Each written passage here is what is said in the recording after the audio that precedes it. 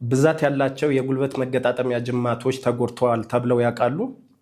ጤና ይስጥልን። ዶክተር መለሰ ጋርዴ የአጥንት ቀዶ ሕክምና ስፔሻሊስት እና የስፖርት ጉዳቶች አርትሮስኮፒ እንዲሁም የመገጣጠሚያ መቀየር ስፔሻሊስት ሐኪም።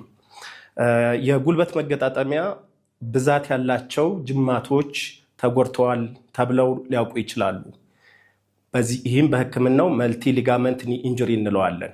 ዋና የሚባሉ የጉልበት ስታብላይዚንግ ጅማቶች ጉልበትን አቅፈው የሚይዙ ዋና ዋና ጅማቶች ኤሲኤል የፊተኛው መስቀለኛ ጅማት፣ ፒሲኤል የኋለኛው መስቀለኛ ጅማት፣ ኤምሲኤል በውስጥ በኩል በእግራችን በውስጥ በኩል ያለው የጎንዮሽ ጅማት፣ ኤልሲኤል በመገጣጠሚያችን በውጭ በኩል ያለው የጎንዮሽ ጅማት እና ኮርነር ሊጋመንት የተካተቱበት ከነዚህ ከዘረዘርናቸው ውስጥ ሁለቱ ቢያንስ የተካተተበት የመገጣጠሚያ ጉዳት ኤምኤልኬአይ ወይም ደግሞ ብዛት ያለው የጉልበት መገጣጠሚያ ጅማቶች መጎዳት ብለን እንጠራዋለን።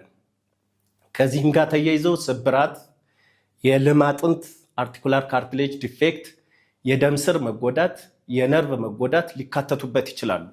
በዋናነት ይህንን ሊያመጣ የሚችለው ከፍተኛ አደጋዎች፣ ከፍተኛ የሆኑ ሃይ ኢምፓክት ስፖርት ኢንጁሪ ሊሆን ይችላል፣ የመኪና አደጋዎች ሊሆን ይችላል።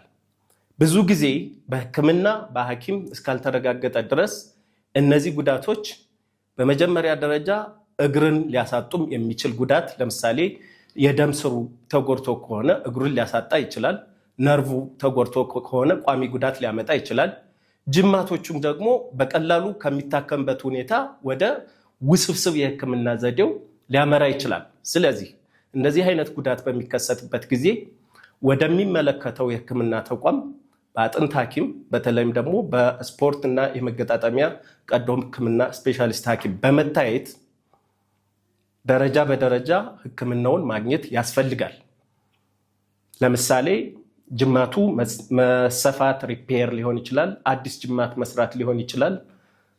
እንደገና ደግሞ አንዳንዶቹ ደግሞ በብሬሲንግ በሕክምናው በአርትሮስኮፒ ሊሰጥ ይችላል፣ ወይም ደግሞ ተከፍቶ የሚሰራ የጅማት አይነትም ሊሆን ይችላል።